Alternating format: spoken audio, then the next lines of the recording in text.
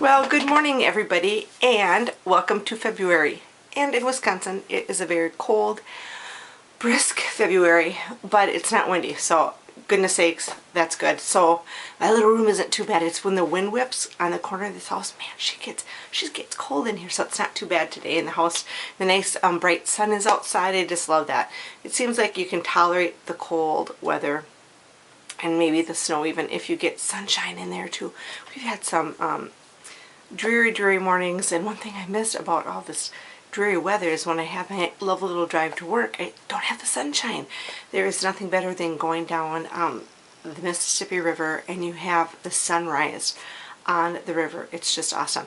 And before I get too much going, I'm gonna we got surprise guests. They're always in here anyway, but my puppy dogs, they've got their little haircuts. And they're so cute, except one of them lost their little scarf. You know how they put the little scarves? So this is, oh, she's not happy. So this is the little Molly. She's got a cute little, isn't that cute?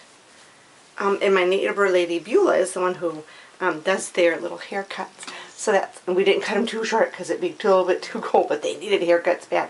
So this is little Molly, and she's the youngest one, and she can be 6 years old this year. She's not a puppy. She acts like a little puppy. So that's little Molly. I will show her little cut. And where Lily's little bandana went, I do not know. I think my son Seth took it off. Because he doesn't like them. He doesn't like them little bandanas. He thinks they're stupid, so he takes them off. But I think they're so cute. And they don't bother the puppy dogs at all. And then this is Lily, and this is our little bit older puppy, and she'll be, she can be 8 or 9. I gotta look that up. But she's doing really good in good health, and she's my little puppy dog that has diabetes, and she gets insulin twice a day, 9 units in the morning, 9 units at night, and she does very well. And then periodically, I'd say maybe twice a year, we do a little glucose curve on her, where you like check her blood sugar fasting, and then have her just like her do her normal day, but it's got to be a calm day. You don't want it when it's like a lot of people in and out, because when they get all hyper and running around, you know, they're burning sugar, and it doesn't show you what their sugars are doing out like a normal little puppy dog day. So we do that twice a year. We have to check it every 2 hours. She doesn't like it because we do it in her little ear here, because there's more little capillaries, so you do a little in her ear, and we check her little blood sugar. Oh, I don't like doing it. She don't like it either, but we warm her ears up and then do it. And but you know, you want to keep her healthy, and you want to make sure she's getting the right dose. So I don't know. So this is little Lily. Oh my goodness. So she lost her bandana. She's such a cutie pie. She's such a sweet little girl. We just love her to death. But she's that little eater. We gotta watch her. Molly's in fairly good dog shape, but little Lily, she's kind of pudgy. She's kind of pudgy, and it's not good for the diabetes, and we try to watch her, but she's a snitcher. We can't leave the other dogs dog food out, because she'll go over and eat it. And, you know, they got a good nose, because I think she can still see like maybe light and dark and a little bit of shadow, but very little. Otherwise she's pretty much blind. So she tells by sniffing. She finds the scraps of food, or finds her sister's little dog dish, and goes over there and eats it. She shouldn't do it. We get her weight down, and then we don't watch her. And it's our own fault too, because she's just a little sneaky snitcher. But Lily's, not Lily, but Molly, the younger puppy, she's all healthy, and there's nothing wrong with her, and she's in good health. She's had Lyme disease a couple times, but other than that, she's took antibiotics and got over that. So it's just Lily, our older puppy, that has some health issues, and she seems happy as can be. We always call Molly her seeing eye dog, because if they go outside, or you know, we let them out our back, and it's all, we have a raised deck, there's stairs, and it goes down into a little puppy play yard, and it's pretty big, so they can just go out our sliding doors in the morning and we'll go down the steps and run around and have lots of room, so we don't have to worry about them running off, and they have lots of yard to run around in. But she gets around fine. It's once in a while she misses a step, and but she hasn't ever like fallen down. The UPS man is here. I do not know why. I don't think I've ordered anything, unless my son Seth is, and he's backing in. So my dogs are going to start going crazy, unless he's really quiet, but that usually isn't the fact. Gosh, have I ordered anything? I don't think so. And here they go. Sorry, I think I'm just going to take a little bit of a pause, because they're going to go crazy in about 5 seconds. So I'll be back in this. Okay, I did not go to see what the package is. I'm sure it's sus. Yeah, they're barkers. Oh, they're little barkers. They bark and bark. And I can remember one of the puppies was sick, and then after she'd gotten sick, she wasn't very barky or peppy. It was Lilly, and Molly wasn't here yet. And now someone's going back on a four-wheeler. No, okay, no barking, good.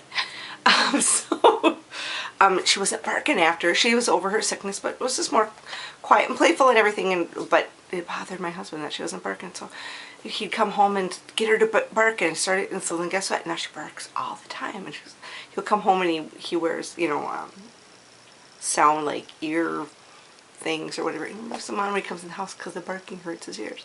It's your own fault because all you had to have them barking because then you think they're healthier. And I thought I kind of liked it. She only barked a little bit, but it is what it is. They're barky dogs, and Schnauzers are known to be very barky. But they're also known, if you ever read up on Schnauzers, to be, when they kind of describe the dog, they're known as barnacles, because if you're sitting or sleeping or laying, they want to be right next to you all the time, and they want to be like stuck to you, like a barnacle is on a ship or a rock or something. They'll stick right to you. So they're really loving, cuddling dogs. Even though we think that Molly, our younger one, has a little bit of cat in her. Of course she doesn't really, because she's kind of very independent, and she will come and lay and sit and do whatever when she wants to. Not if you like, come here. Sometimes, but she looks at you like me, like a cat looks at you like sometimes. But we love both of our puppies, and we spoil them rotten. And they're not trained, and they're not like, we're lucky we finally got them that they'll walk on leashes now with harnesses, because they just kind of run rogue all over the place, and we don't, you know, they're potty trained and they don't make messes in the houses, but they get into stuff they're not supposed to. And I tell you what, if you happen to leave your food on your plate, and a well-mannered dog would not do this, and you leave the room and you come back, it might not be there, because the younger one will eat it.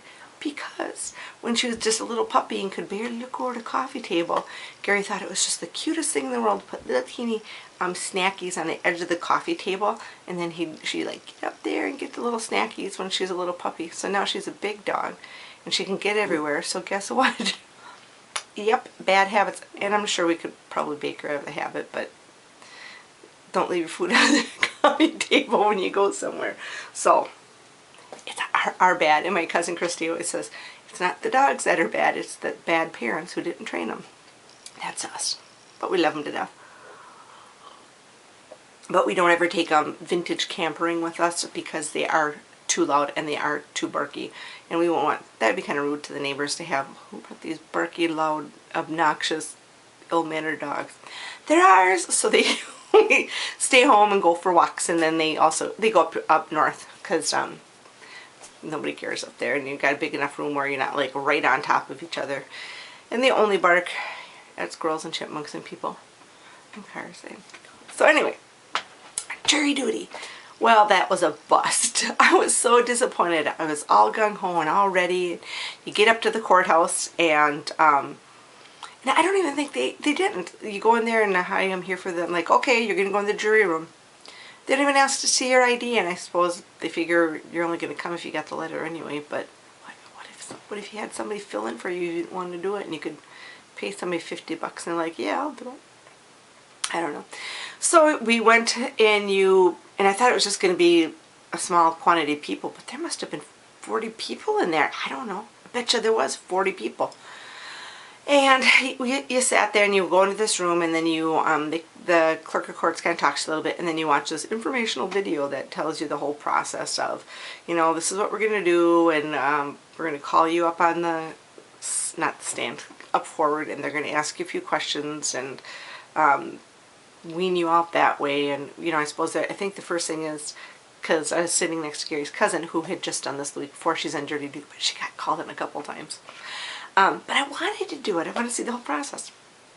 So they wean you out, I guess, first of all, is, does anybody know the defendant? Does anybody know this person or that person? Or do you feel that you could be? So they ask like some, and then wean out the larger mass that way. Then they go into bringing up individual people, asking questions and saying yay or nay to picking them for whatever reason. But we didn't get that far. We sat there and watched a movie and sat around and waited, and it got to be a good hour, and they said, well, you know, it's been an hour, so if you guys would like to go, we have coffee and cookies over here, and like, okay. And then we kind of heard in the hallway, somebody said something about, oh, the defendant, oh, she was running late, she just got here. I'm like, would you be late for your own court case? I don't think so. I mean, it's not like you're going to mark you tardy or anything, but I wouldn't. If I was in court for something, I'd be there. So I had the coffee break, and then there's supposed to be 2 different cases, and the one case got settled before that day. Then this was just going to be a 1-day case. So then it was about 10 o'clock, and it was called off. It got settled.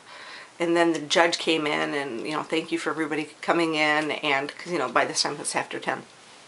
Thank you for everybody coming in and taking your time out of your day, and we hate to have it get to the point where they settle out of court the day that you bring all the juries in and everything's set and the court date set.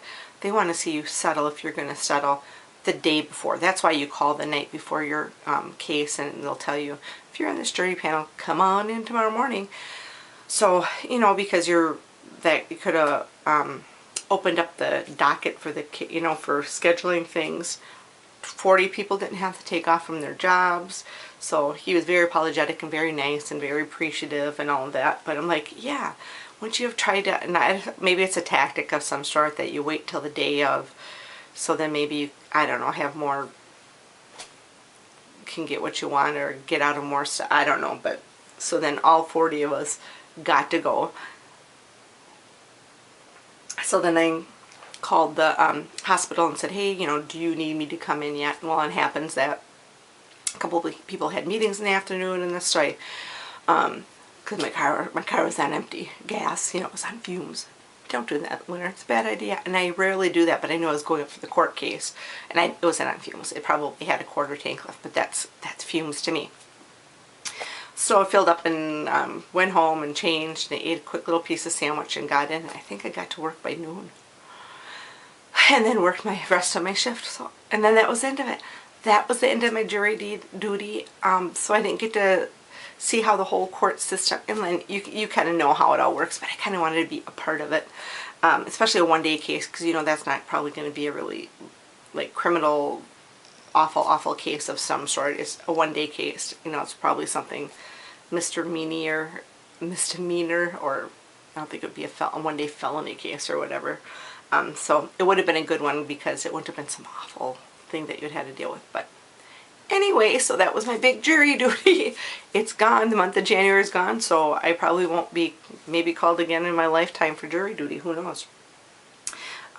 So that went down, and then I thought, you know, I got to get going, because on our Minnesota Glampers and Campers Facebook page, people are starting to post like, hey, anybody got any plans to get any get-togethers for 2017? And I'm like, oh Lord, yeah, that's right. Last year I put my first notice up in January that I'm thinking about doing this camper rally along with this old car show at Hay Creek Campground and Saloon. And is anybody interested? And then it rolled from there, and we had the first annual camper rally in Hay Creek last year. And then so I thought, I gotta get something posted. Last year we had 10 sites, and we filled all of those, and some of them were just filled at the very last minute. And then this year I thought, okay, there's 10, we just got them filled, which was great. So how many do we want to have? So I thought we have 15 this year.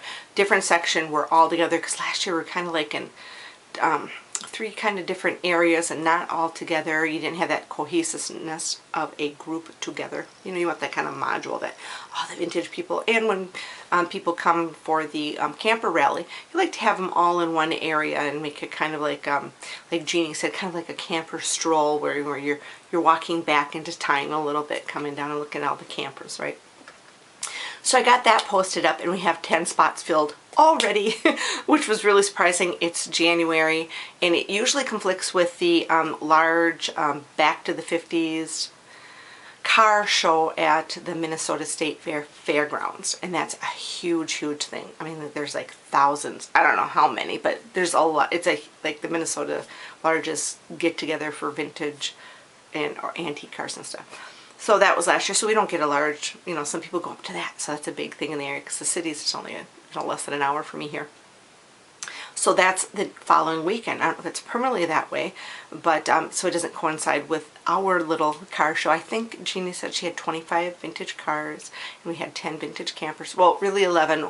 One was there, didn't know we were having a camper rally, so we kind of included them in on stuff. Like, what's going on? And they're not even like into the whole they just happen to have an old camper. So I'm like, but you are welcome to come over. So they were included in our stuff too, and it was a really nice young couple.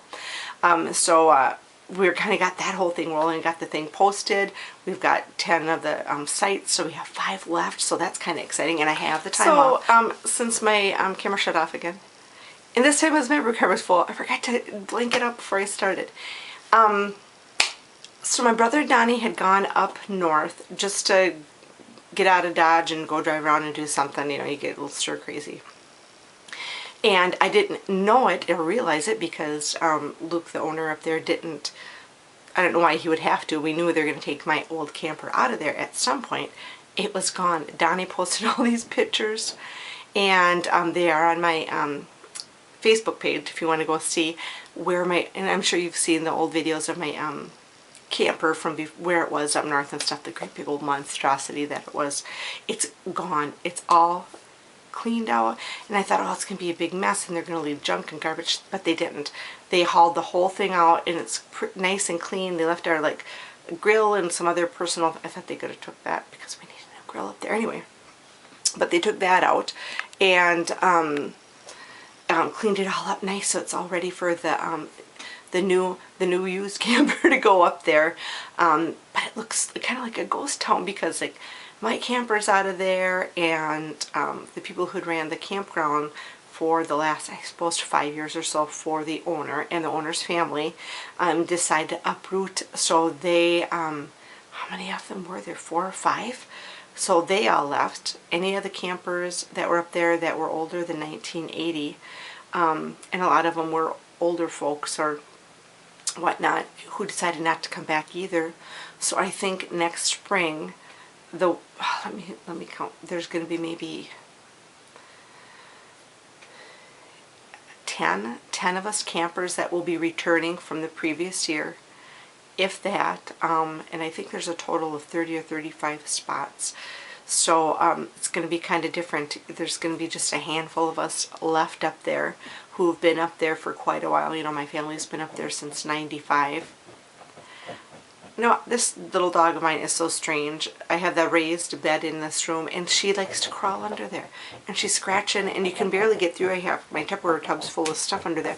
She like weasels through there and likes to go way in the back and like take a nap. I don't know, maybe she thinks this is a little cave or something. So anyway, he posted pictures of where my camper was, and my brother kind of reconfigured and changed the position of his, so his camper that was up there also was an older camper. He sold that to somebody who was going to use it for a hunting shack or an ice shack, because it wasn't, I mean, the one wall was kind of, the roof was in bad shape. The one wall was kind of rotted out in the back and had a ton of issues, and it had some vermin infestations over the years, and I think it was an 82 or something, but wasn't in the best of shape. So he had another camper up there that was in a little different section that my brother Donnie primarily stayed in, and if he had guests come up, they would stay in that. So they got rid of their old camper, brought their newer camper over to where his old camper, I hope this makes sense, where his older camper was, and then they kind of got a little pavilion area that his primary camper was originally parked under, and he kind of put his newer camper behind that. So when he came out his front door, then he's got this great big pavilion area that's covered. So that will be nice for when it's raining out and stuff. They won't have to, everybody don't have to squirrel inside. You could sit out and keep your campfire going, maybe if you could somehow in the rain, and then sit outside and enjoy it. You can keep a campfire going in the rain if it's just a sprinkling or a light rain, but if it's a downpour, forget it. She's a done deal. So the area where my camper is, it's all cleared out and ready to go. So I'm trying to, because since Luke took it over, you're not allowed to go up there until May 1st. Previously to that, if it was nice April, you could come up a couple weeks early, but it's not that way anymore. Can't come up until the first full weekend of May. So we're planning our Memphis trip the last weekend of April, so the first weekend of May we can get our camper up there, and we're going to have to hire somebody. We have vehicles that could tow up, but we don't have sway bars, and we are not, I mean, they got it to where they needed it to go, but we'd rather have somebody who is used to driving campers and who can maneuver it. And we have a friend, and it's Chad and Jesse Geedy, and his wife, used to work with me at the clinic uptown, and then she left and she works at Mayo and Red Wing. Is this crazy? And I work at Mayo in Lake City. So we're going to see if perhaps he would be nice enough, you know, of course we'll pay him for doing it because it's a big job, if he could please pull it up for us and then back it, park it in for us. And help us with the setup and leveling, because we're not very versed at that type of stuff. We have handymen who can fix this or that, but when it comes to like maneuvering something big like that, you kind of better know what you're doing and have some skill set.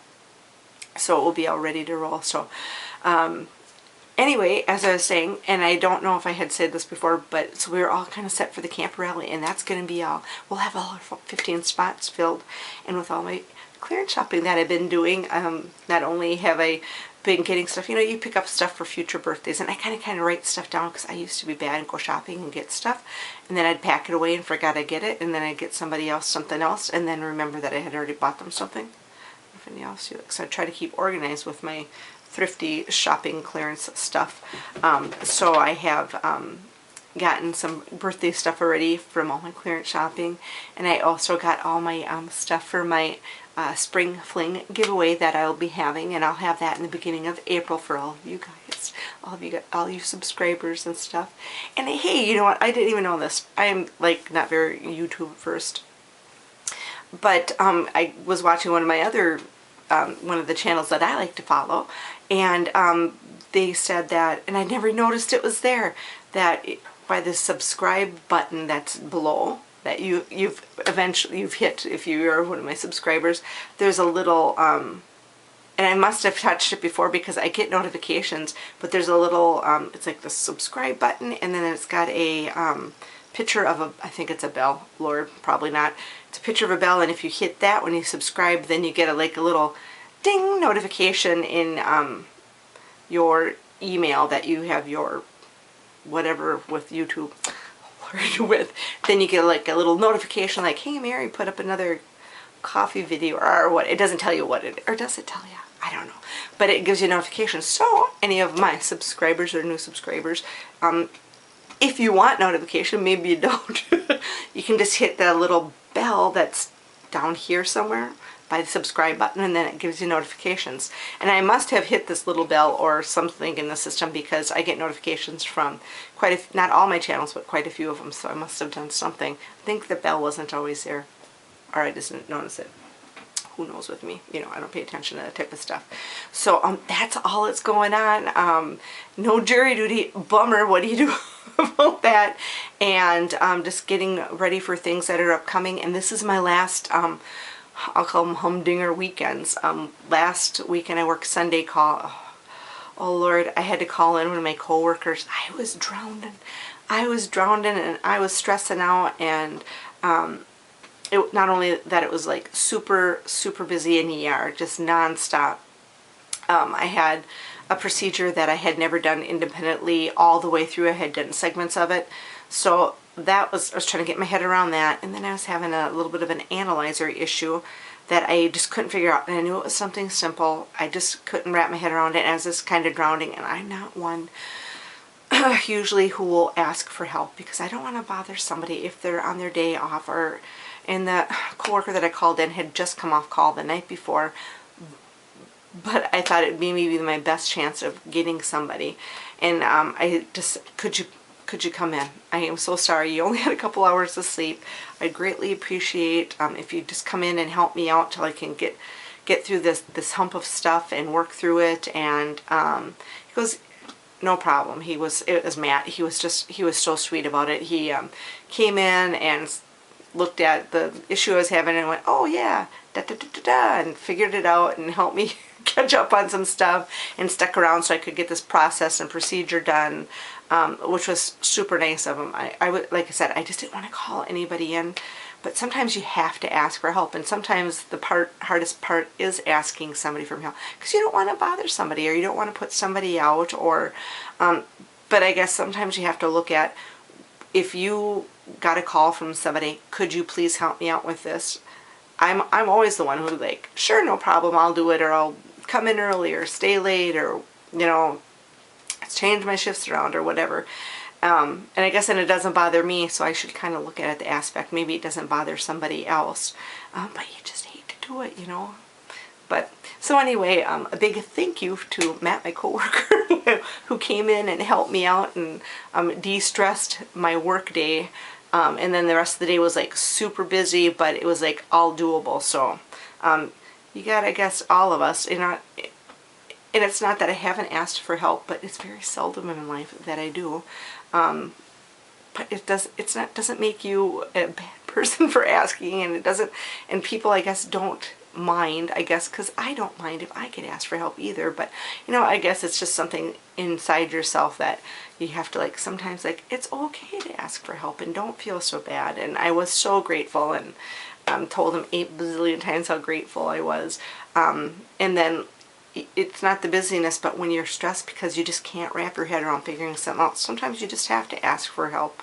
And don't feel bad about it, because you wouldn't feel bad if somebody asked you, right? So I gotta keep that in my head. But I guess I'm so used to being working so independently for so many years, and if there's a problem or issue, I had to figure it out, and I had to go through the whole process by myself 99% of the time, and dig myself out or fix it or whatever. So to have co-workers that, you know, you can ask backup for or help, or they'll ask you to help, it's lovely. My dog is just crazy in the head. I don't know, she's dancing around this room for. But anyway, so I made it through that, and then I worked this weekend, then I kind of have a day, and then I got to go back in for another early day. And then I'll have 5 weekends off in a row. It will be lovely. I'm looking forward to that quite a bit. So that's all that's going on. Valentine's Day is coming up, and I've kind of got my, oh my Lord, she's into something. She found something. Valentine's Day, and we don't do anything really big or whatever for Valentine's Day. Just a little something, you know, just to think of the other ones and stuff. So thanks for having coffee. I'm back on our schedule again, or pretty much, or pretty close to it. And everybody take care until we have coffee again, and we'll see what's going on. I'll be closer to stuff, and hopefully we'll get more vintage campers for the rally. And I should be booking, have my vacation booked. Got to put the request in first. I better get on it. So everybody take care. Have a great day until we have coffee again. Bye everyone.